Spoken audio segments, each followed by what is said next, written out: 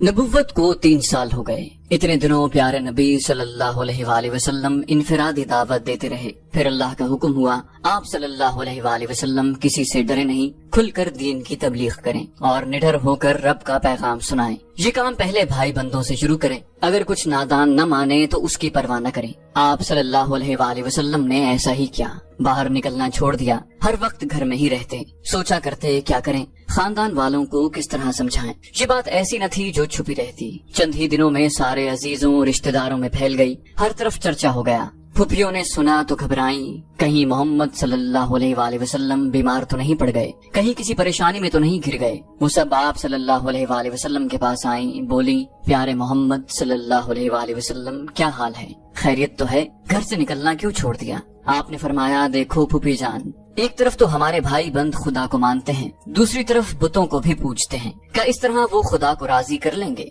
ये तो तबाही के लक्षण हैं। खुदा का हुक्म है कि मैं उन्हें होशियार करूं, उनसे कहूं अपनी हरकतें छोड़ दें। सोचता रहता हूं क्या करूं, दिल में आता है सबको खाने पर बुलाऊं, फिर उन्हें अल्लाह की नाफरमानी से डराऊं। फुफियों ने नसीहत की, क्या हर्ज है, कर डालो दावत, लेकिन देखो चचा अबू लहब को मत बुलाना, वो मरते दम तक तुम्हारी बातें नहीं सुनेगा। आप सल्लल्लाहु अलैहि वसल्लम ने चटपट खाने का इंतजाम किया। तमाम रिश्तेदारों को खाने पर बुलाया, औरों के साथ अबू लहब को भी बुलाया। हालांकि फुफियों ने मना किया था। खुद आप सल्लल्लाहु अलैहि वसल्लम भी जानते थे कि वो आपका सख्त दुश्मन है, हर बात से जलता है, मुखालिफत के लिए हर आन तैयार रहता है। दावत में बहुत से लोग आए, सब खाने में शरीक हुए। उनमें आप सल्लल्लाहु अलैहि वसल्लम के चचा भी थे, चचेरे भाई भी थे और सभी रिश्तेदार थे। आप सोच रहे थे लोग खा पी चुके तो अपनी बात कहें और सबको दीन की दावत दें। अबू लहब ने सोचा ये तो बड़ा अच्छा मौका है, लाओ मोहम्मद सल्लल्लाहु अलैहि वसल्लम को घेरें। उसने जो बाप दादा का दीन छोड़ दिया है और एक नया दीन निकाला है, इस पर कुछ डराएं धमकाएं।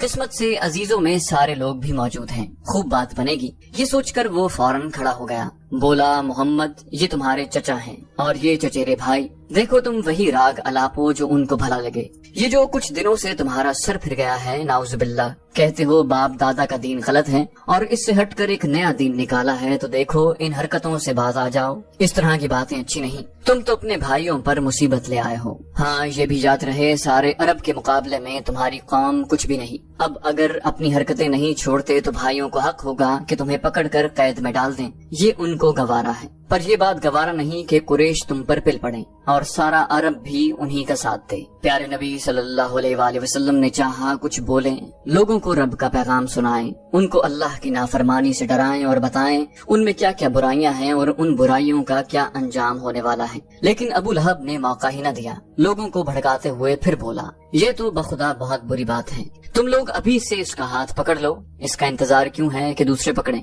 उस वक्त तो बड़ी जहमत में पड़ जाओगे। अगर हवाले कर दोगे तो जलील होगे, हमेशा के लिए बदनाम होगे, और हिमायत करोगे तो मारे जाओगे। आप सल्लल्लाहु अलैहि वसल्लम की एक फुफी थी सफिया, वो भी मौजूद थी। ये बातें सुनकर भड़क उठी और बोली, मेरे भाई तेरे दीदे का पानी कहाँ मर गया? भतीजे की मुखालिफत में इस तरह अंधा हो रहा है। खुदा की कसम, जानने वाले तो एक जमाने से कहते आ रहे हैं आले मुत्तलिब में एक नबी होगा, सुन ले वो नबी यही है। अबू लहब बहुत जोर का कहकहा लगाते हुए बोला, तुम्हारा क्या बड़ी बी, हाथों में चूड़ियां पहन ली और घर में बैठ रही। अगर कुरैश दुश्मन हो गए और हमसे जंग की ठान ली और दूसरे कबीलों ने भी उन्हीं का साथ दिया तो फिर क्या बनेगा? वो तो हमें चींटियों की तरह मसल कर रख देंगे। अबू तालिब बोले, ये कैसी बुज़दिली की बातें हैं, जब तक जान में जान है हम इसका साथ देंगे। अबू लहब ने कहा, भाइयों चलो यहाँ से भाग चलो, अब यहाँ ठहरना ठीक नहीं। सब उठकर चल दिए। आप सल्लल्लाहु अलैहि वसल्लम दिल की बात दिल में ही लिए रह गए। आप सल्लल्लाहु अलैहि वसल्लम ने एक बार फिर दावत का इंतजाम किया और खानदान वालों को खाने पर बुलाया। जब लोग खा पी चुके तो रब का पैगाम सुनाया। फरमाया, दीदबान अपनों से झूठ नहीं बोलता। खुदा की कसम, मैं गैरों से झूठ बोल भी लूं पर तुमसे नहीं बोल सकता, औरों को धोखा दे भी दूं पर तुमको नहीं दे सकता। अल्लाह जानता है मैं उसका रसूल हूँ सल्लल्लाहु अलैहि वसल्लम। उसने मुझे खास तौर से तुम्हारे पास भेजा है। वैसे तो मैं सारे इंसानों का रसूल हूँ। अल्लाह की कसम, तुम मर जाओगे जिस तरह तुम सो जाते हो और उठा दिए जाओगे जिस तरह नींद से उठ जाते हो, और जो कुछ करते हो उसका तुम्हें हिसाब देना होगा। अच्छे काम करोगे तो अच्छा बदला पाओगे, बुरे काम करोगे तो बुरा बदला पाओगे। फिर या तो हमेशा की जन्नत होगी या हमेशा की दोज़ख। अरब में कोई अपनी कौम के लिए मुझसे बेहतर चीज नहीं लाया। मैं तुम्हारे पास दोनों जहान की भलाइयाँ लेकर आया हूँ। रब का हुक्म है मैं तुमको उसी तरफ बुलाऊं। ہے کوئی جو اس کام میں میرا ساتھ دے اور میرے بعد بھی اسے باقی رکھے؟ یہ باتیں کہہ کر آپ صلی اللہ علیہ وآلہ وسلم خاموش ہو گئے اور لوگوں کے چہرے تکنے لگے کہ کس کا دل ایمان کی طرف مائل ہوا، کس کا سینہ اسلام کے لیے کھلا اور کون ان کی مدد کے لیے تیار ہوا، کس نے آپ صلی اللہ علیہ وآلہ وسلم کی پکار پر کان دھرا اور حق کی حمایت کا فیصلہ کیا۔ لیکن کسی طرف سے آواز نہ آئی، ہر ایک کو جیسے سانپ سونگ گیا۔ کچھ لوگ تو حیرت سے آپ صلی اللہ علیہ وآلہ وسلم کا منہ تک رہے تھے اور کچھ لوگ وہاں سے چل دینے کے لیے پر تول رہے تھے۔ ٹھیک اسی وقت ایک لڑکا اٹھا، یہی کوئی 12-13 سال کا، بدن بھی کچھ یوں ہی سا تھا، چھوٹا سا قد، دبلا پتلا جسم، آنکھیں آئی ہوئی، مگر تھا بہت بہادر، بڑی ہمت والا۔ اٹھ کر بولا، اللہ کے رسول میں ساتھ دوں گا، میں آپ کی مدد کروں گا۔ ان ننھی ننھی باہوں میں کیا زور ہے کوئی کیا جانے، اس نرم و نازک سینے میں کیا عزم ہے کیوں کر پہچانے، پر وقت پڑے گا تو پھر ہم سب کچھ منوائیں گے، اللہ کے رسول ہم آپ کی مدد کریں گے، آپ کے ساتھ ہم بھی جان لڑائیں گے۔ کتنا عجیب منظر تھا یہ۔ لڑکے کی یہ باتیں سن کر اکثر لوگ بے قابو ہو گئے، خاموش فضا قہقہوں سے گونج اٹھی۔ لوگ چوٹ کرتے ہوئے بولے، کیوں ابو طالب اب کیا کرو گے؟ خربوزے نے خربوزے کا رنگ پکڑ لیا، ابھی تک تو بھتیجے کا ہی مسئلہ تھا، اب تمہارے بیٹے کو بھی وہی جنون ہو گیا۔ دوسری مجلس بھی برخاست ہو گئی، لیکن ان کوششوں کا حاصل کچھ بھی نہیں۔ اس پر بھی آپ صلی اللہ علیہ وآلہ وسلم مایوس نہ ہوئے اور اپنا کام کرتے رہے۔ ایک دن کی بات ہے، آپ صفا پہاڑی پر چڑھ گئے، درد بھری آواز سے چیخے، خطرہ خطرہ ہوشیار۔ لوگ بولے، ارے بھائی یہ کون پکار رہا ہے، کس کی آواز ہے یہ؟ مختلف آوازیں ایک ساتھ گونجی، یہ تو محمد لگ رہے ہیں صلی اللہ علیہ وسلم، صفا پہاڑی سے پکار رہے ہیں۔ کچھ ہی دیر میں سب لوگ جمع ہو گئے۔ کیا بات ہے بھائی، کیا بات ہے؟ ہر ایک کا سراپا سوال بنا ہوا تھا۔ آپ علیہ السلام نے فرمایا، اگر میں کہوں اس پہاڑ کے دامن سے دشمن کی ایک فوج نکلنا چاہتی ہے تو کیا آپ لوگ یقین کریں گے؟ سب نے یک زبان ہو کر کہا، کیوں نہیں، کیوں نہیں، یقین نہ کرنے کی کوئی وجہ نہیں، ہم نے آپ کی زبان سے تو کبھی جھوٹ بات نہیں سنی۔ آپ صلی اللہ علیہ وسلم نے فرمایا، میرے پیارے عزیزو، میرے قابل احترام بزرگوں، میں تمہیں ایک سخت عذاب سے ڈراتا ہوں جو تمہارے سامنے ہے۔ میں اسے اسی طرح دیکھ رہا ہوں جیسے اس وقت پہاڑ کے دوسری طرف۔ قریشی سرداروں، خدا کی ناراضی سے بچو، اپنے آپ کو آگ سے بچاؤ۔ اگر کہیں اللہ ناراض ہو گیا، اگر اس نے تمہیں آگ میں جھونکنا چاہا تو پھر تمہیں کوئی نہیں بچا سکے گا۔ آگ سے بچنے کی بس ایک ہی تدبیر ہے، اللہ کو ایک مانو، میرے رسول ہونے کا اقرار کر لو۔ اللہم صلی علی محمد۔ ابو لہب کا چہرہ غصے سے سرخ ہو گیا جیسے لال انگارہ، تن کر اٹھا اور کڑک کر بولا، ناس ہو تیرا، تو نے اس لیے بلایا تھا۔ آپ صلی اللہ علیہ وسلم سناٹے میں آ گئے، بڑی حسرت سے چچا کی طرف دیکھا کہ کاش کچھ دیر وہ خاموش رہیں اور آپ لوگوں سے کچھ کہہ سکیں، ان کو سچے دین کی دعوت دے سکیں اور ان کو رب کا پیغام سنا سکیں، لیکن اس کو ذرا بھی ترس نہ آیا۔ اس کا انداز اور سخت ہو گیا اور وہ آپ صلی اللہ علیہ وآلہ وسلم کو جلی کٹی سناتا رہا۔ آخر لوگ وہاں سے چل دیے، لیکن اب بھی ان میں وہی باتیں تھیں۔ کوئی کہتا بھائی عبد المطلب کا نوجوان تو آسمان سے باتیں کرتا ہے، کوئی کہتا وہ تو ایسے کی عبادت کرنے کو کہتا ہے جس کو نہ ہم دیکھ سکیں نہ سن سکیں، کوئی کہتا جس سے وہ باتیں کرتا ہے ذرا ہماری بھی کیوں نہیں کروا دیتا۔ اسلام کی آواز اٹھائے ہوئے ایک زمانہ ہو گیا۔ پیارے نبی صلی اللہ علیہ وآلہ وسلم پیروکاروں کو لے کر اپنے گھر آ جاتے یا ارقم کے یہاں چلے جاتے، وہاں ان کو قرآن کی آیتیں سناتے۔ جو ناخواندہ ہوتے ان سے کئی بار سنتے کہ خوب یاد ہو جائے، اور جو پڑھے لکھے ہوتے وہ آیتوں کو لکھ لیتے، پھر خود یاد کرتے، بال بچوں کو یاد کراتے اور دوسرے نو مسلموں کو یاد کرواتے۔ آہستہ آہستہ اسلام پھیلتا گیا اور مسلمان بڑھتے رہے، مگر مشرکین اسے یوں ہی ہنسی مذاق پر ٹالتے رہے۔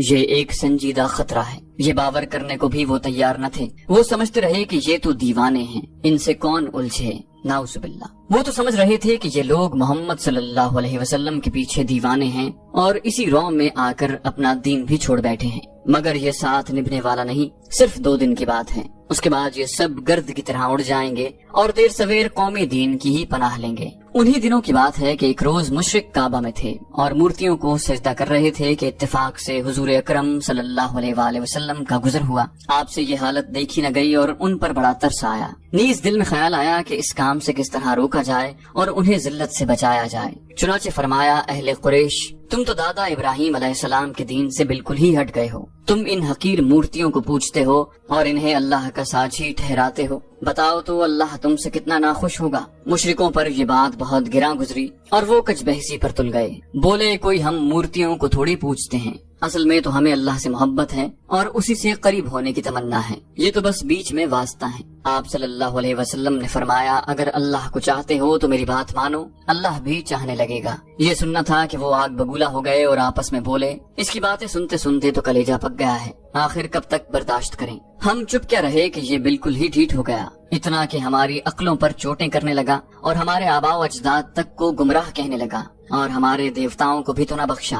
اچھا تو اب ہم بالکل نہیں گوارا کریں گے، ایک دم نہیں کریں گے۔ پھر وہ سب اٹھ کر چل دیے، مگر آنکھیں بالکل سرخ تھی اور سینے کھول رہے تھے۔ اب جہاں دیکھیے آپ صلی اللہ علیہ وسلم ہی موضوع گفتگو تھے، کوئی ستانے کے منصوبے بنا رہا تھا تو کوئی ڈرانے اور دھمکانے میں مصروف تھا۔ سارے مشرک سر جوڑ کر بیٹھے اور باہم مشورہ کرنے لگے۔ محمد صلی اللہ علیہ وآلہ وسلم دیوتاؤں پر زیادتی کر رہا ہے، اس کا کیا علاج کیا جائے؟ وہ ہمارے دین کے پیچھے پڑا ہے، اسے کیسے پیچھا چھڑایا جائے؟ کیا محمد صلی اللہ علیہ وآلہ وسلم دیوتاؤں کی توہین کرتا ہے، ان دیوتاؤں کی جو ہمارے معبود ہیں، ہم سے پہلوں کے معبود ہیں؟ کیا محمد ہمیں الو سمجھتا ہے صلی اللہ علیہ وسلم، جو مورتیوں کو چھوڑنے کی دعوت دیتا ہے، ان مورتیوں کو جن کے لیے عرب کے کونے کونے سے لوگ آتے ہیں، آ کر ان کو سجدے کرتے ہیں اور کعبے کی طرح ان کا طواف کرتے ہیں؟ کیا محمد چاہتا ہے سارا عرب ہم پر ہلہ بول دے صلی اللہ علیہ وسلم، یا یہ چاہتا ہے کہ ہمارا بائیکاٹ کر دے، ہمارے یہاں آنا جانا چھوڑ دے کہ ساری تجارت ٹھپ پڑ جائے، ہم دانے دانے کو ترس جائیں؟ بہت دیر تک باتیں ہوتی رہیں، پھر طے پایا کچھ لوگ ابو طالب کے پاس جائیں، ان سے بھتیجے کی شکایت کریں، ان سے کہیں کہ آپ محمد صلی اللہ علیہ وسلم کو منع کر دیجئے، وہ نہ ہم کو کچھ کہے نہ ہمارے دیوتاؤں کو، نہ اس کو ہمارے دین سے کوئی سروکار رہے نہ ہم کو اس کے دین سے۔ قریش کے کچھ سردار ابو طالب کے پاس گئے، جانے والوں کے نام یہ تھے: حرب کا بیٹا ابو سفیان، ربیعہ کا بیٹا عتبہ، مغیرہ کا بیٹا ولید، وائل کا بیٹا آس اور ہشام کا بیٹا عمر۔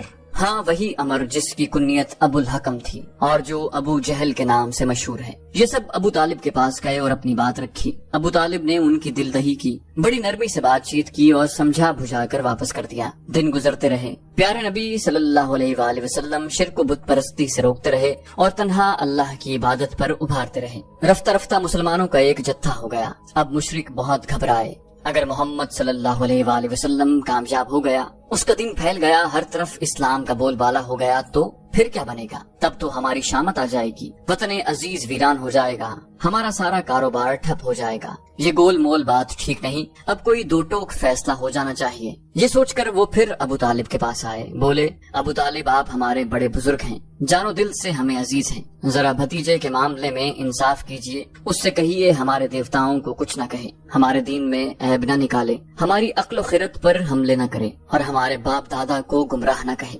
آپ اسے سمجھا دیجئے، ورنہ بیچ سے ہٹ جائیے، ہم خود ہی اس سے نمٹ لیں گے۔ آخر آپ بھی تو اس کی باتوں سے بیزار ہیں، آپ کو بھی چین مل جائے گا۔ ابو طالب سے کچھ بن نہ پڑا، مجبور ہو کر محمد صلی اللہ علیہ وآلہ وسلم کو بلوایا۔ آپ علیہ السلام آئے تو بولے: بھتیجے، یہ قوم کے سردار آئے ہیں، انہیں تم سے شکایت ہے، یہ چاہتے ہیں کہ نہ تم ان کے دیوتاؤں کو کچھ کہو، نہ یہ تم کو اور تمہارے خدا کو کچھ کہیں۔ آپ صلی اللہ علیہ وآلہ وسلم نے فرمایا: چچا، جو چیز ان کے فائدے کی ہے، کیا اس کی طرف بلانا چھوڑ دوں؟ ابو طالب بولے: وہ کیا چیز؟ حضور صلی اللہ علیہ وسلم نے فرمایا: یہ لوگ زبان سے صرف ایک فقرہ کہہ دیں تو پورا عرب ان کا غلام ہو جائے، ساری دنیا ان کے قدموں میں آ جائے۔ ابو جہل زور سے چیخا: تیرے باپ کی قسم، کون سا فقرہ ہے وہ؟ اس جیسے 10 فقرے ہم سے سن لے۔ آپ نے فرمایا: صرف لا الہ الا اللہ کہہ دیجئے، خدا کے لیے صرف لا الہ الا اللہ کہہ دیجئے، عزت و کامرانی آپ کے قدم چومے گی، خدا کی رحمتیں آپ پر سایہ فگن ہوں گی، دنیا میں بھی خوش رہیں گے، آخرت میں بھی نہال ہوں گے۔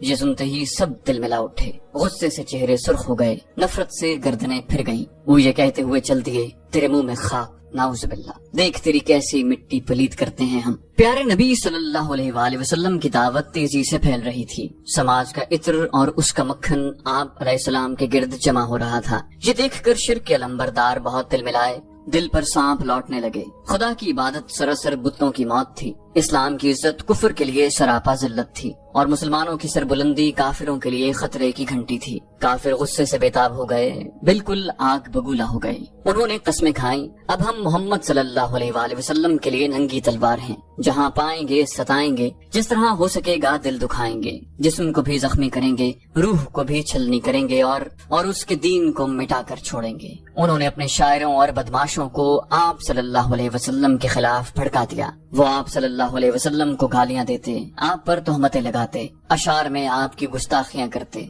लोगों में बदगुमानियां फैलाते, आप अलैहिस्सलाम की अक्ल व नियत पर हमले करते। कोई कहता ये तो जादूगर है, कोई कहता इस पर जादू का असर है, कोई कहता इसको शोहरत की हवस है। एक दिन कुछ मुशरिक सरदार काबे के पास जमा हुए और आप सल्लल्लाहु अलैहि वसल्लम मौजूए सुखन बने। वो बोले, अरे मोहम्मद तो कहता है हम लोग मर जाएंगे तो फिर जिंदा किए जाएंगे और अपने किए का हिसाब देंगे, अच्छे कामों का अच्छा बदला पाएंगे, बुरे कामों का बुरा। अच्छे काम करें तो जन्नत में जाएंगे, बुरे काम करेंगे तो जहन्नम में जाएंगे। फिर उन्होंने सोचा जरा मोहम्मद सल्लल्लाहु अलैहि वसल्लम को बुलाएं और उनसे कुछ बहस करें। अगर वो अपनी बातों में सच्चा होगा तो दलील देगा और अगर झूठा होगा, महज दावा ही दावा करता होगा तो हमको हक होगा जितना चाहें सताएं और उसके बाद हम बिल्कुल माजूर होंगे। न किसी को मलामत का हक होगा न बाज पुरस का। उन्होंने आप सल्लल्लाहु अलैहि वसल्लम की तरफ एक आदमी दौड़ाया। आदमी आया तो आप सल्लल्लाहु अलैहि वसल्लम को कुछ उम्मीद हुई। आपने सोचा शायद हक उनकी समझ में आ गया, शायद अब वो ईमान ले आए।